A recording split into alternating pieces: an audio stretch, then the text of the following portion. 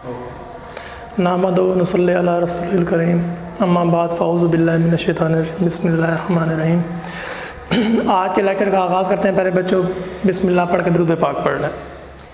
आज का हमारा जो चैप्टर है चैप्टर 3 है। चैप्टर के दरमियान से जो शॉर्ट क्वेश्चन आ सकते हैं, फिर उसमें पहला शॉर्ट क्वेश्चन है Y liquid is less common state of matter, कि लिक्विड मैटर की स्टेट्स में से सबसे लेस कॉमन क्यों है। तो फिर इसकी जो वजह है वो आप जानते हैं कि लिक्विड वाइड स्टेट है जो नैरो रेंज में पाई जाती है,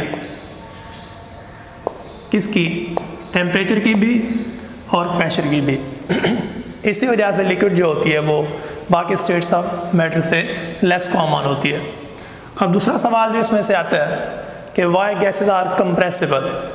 अब गैसेस क्यों कंप्रेसिबल होते हैं ये आप सब जानते हैं, क्योंकि गैस के जो मॉलिक्यूल्स होते हैं उनके दरमियान क्या होता है जी, बहुत ज़्यादा फासला होता है।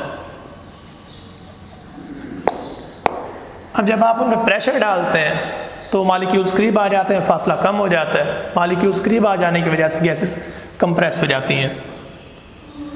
तीसरा शॉर्ट क्वेश्चन जो कि बहुत ही अहम है, आप जानते हैं कि why absolute zero temperature can not be achieved. Absolute zero temperature क्यों नहीं अचीव किया जा सकता। जब आप किसी गैस को ठंडा करते हैं तो उसके मॉलिक्यूल्स करीब आ जाते हैं और मज़ीद ठंडा करने पे वो गैस किस में कन्वर्ट हो जाती है, लिक्विड में। और जब गैस लिक्विड में कन्वर्ट हो जाती है तो आप जानते हैं कि लिक्विड के वॉल्यूम को ज़ीरो नहीं किया जा सकता। इस वजह से एब्सोल्यूट ज़ीरो टेम्परेचर भी अचीव नहीं किया जा सकता। नेक्स्ट क्वेश्चन जो आ सकता है कि why equal volumes of all gases contain equal number of molecules at STP।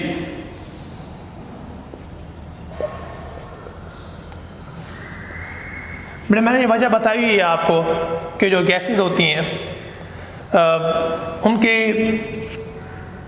जो वॉल्यूम ऑक्यूपाई करने की बात होती है, ना वो उनके मॉलिक्यूल के मास पे डिपेंड करता है, ना वो मॉलिक्यूल के साइज पे डिपेंड करता है, बल्कि वो किस पे डिपेंड करता है, वो डिपेंड करता है डिस्टेंस पर। अब गैस का एक मॉलिक्यूल जो होता है अपने डायमीटर के मुकाबले में दूसरे मॉलिक्यूल से 300 टाइम्स अवे होता है। इसलिए कहा जाता है कि जो इक्वल वॉल्यूम्स होते हैं तमाम गैसेस के, वो इक्वल नंबर ऑफ मॉलिक्यूल्स रखते हैं STP पर। उसके बाद काइनेटिक इंटरप्रिटेशन ऑफ टेम्परेचर से ये क्वेश्चन लिया गया है कि how energy is transfer from hotter body to the colder body. अब ये आप पढ़ते आए हैं बार बार कि जब आप हॉटर बॉडी को कोल्डर बॉडी से जोड़ते हैं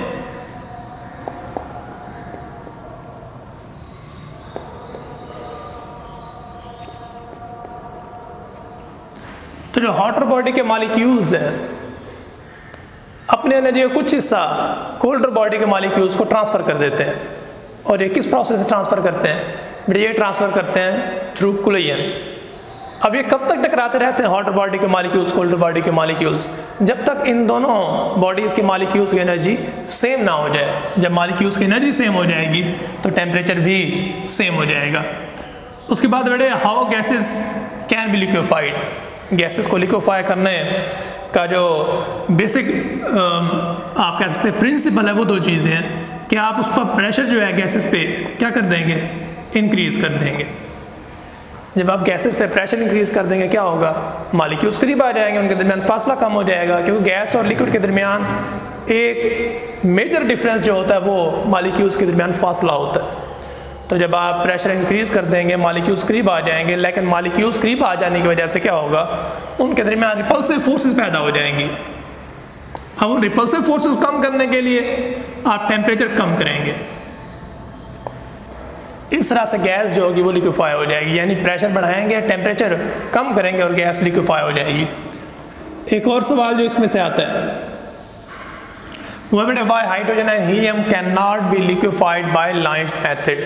हाइड्रोजन और हीलियम को लिक्विफाई क्यों नहीं किया जा सकता लाइन्स मेथड से। आपको मैंने लिखवाया भी हुआ है कि हाइड्रोजन और हीलियम दोनों के मॉलिक्यूल का साइज जो है बहुत स्मॉल है।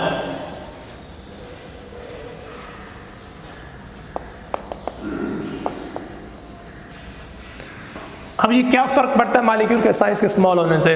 जब ये एक्सपेंड करती हैं, लाइन्स मेथड में गैसेस को एक्सपेंड किया जाता है, तो जब ये एक्सपेंड करती हैं, एक्सपेंड करने से क्या होता है, मालिक्यूल्स दूर हटते हैं, उनके दूर हटने से कूलिंग इफेक्ट पैदा नहीं होता बल्कि हीटिंग इफेक्ट पैदा होता है। अब इस हीटिंग इफेक्ट को आप नेगेटिव जॉल थॉमसन इफेक्ट भी कह सकते हैं। अब इसी वजह से ये लिक्विफाई नहीं हो सकती हैं। अब ये नेगेटिव जॉल थॉमसन इफेक्ट क्यों पैदा होता है? उसकी वजह है बेटे due to low inversion temperature. Low inversion temperature की वजह से इसका हीटिंग इफेक्ट पैदा होता है। अभी इन्वर्जन टेम्परेचर क्या होता है?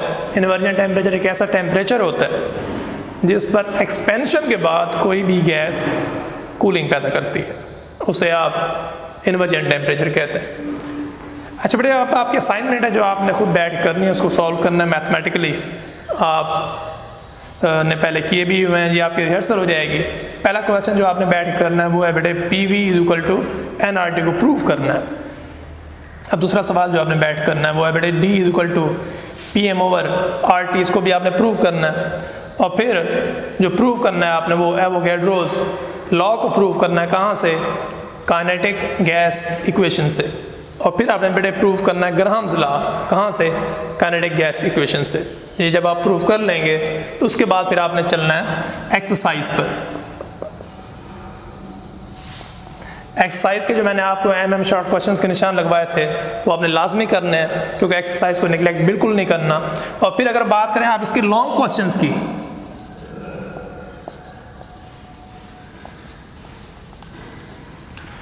तो लॉन्ग क्वेश्चन में जो पहला लॉन्ग क्वेश्चन इसमें से आता है वो यही है कि D = PV = nRT, इसको प्रूव करना होता है। दूसरा लॉन्ग क्वेश्चन यही होता है कि D = PM/RT, density of filed gases को प्रूव करना होता है। उसके बाद जो बॉयज लॉ के जो 3 ग्राफ्स हैं उनमें से कोई से 2 ग्राफ भी आपके लॉन्ग क्वेश्चन के तौर पे आ सकते हैं। उसके बाद जो लॉन्ग क्वेश्चन आता है वो आता है बेटे Dalton law of partial pressure, और उसकी जो एप्लीकेशंस हैं वो अलहदा से लॉन्ग क्वेश्चन के तौर पे आती हैं।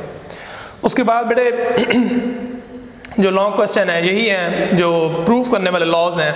एवोगैड्रोस लॉ है काइनेटिक गैस इक्वेशन से, ग्राहम्स लॉ है काइनेटिक गैस इक्वेशन से, और फिर लाइन्स मेथड भी लॉन्ग क्वेश्चन के तौर पे आ सकता है। इसकी बैठ के प्रैक्टिस करें, ये चैप्टर बहुत ही अहम है और आपकी तैयारी तो थी पहले से, अब इसको मज़ीद तैयार करें, इंशाल्लाह बेहतरी होगी। थैंक यू बेटे, गुड बाय, अल्लाह हाफिज़।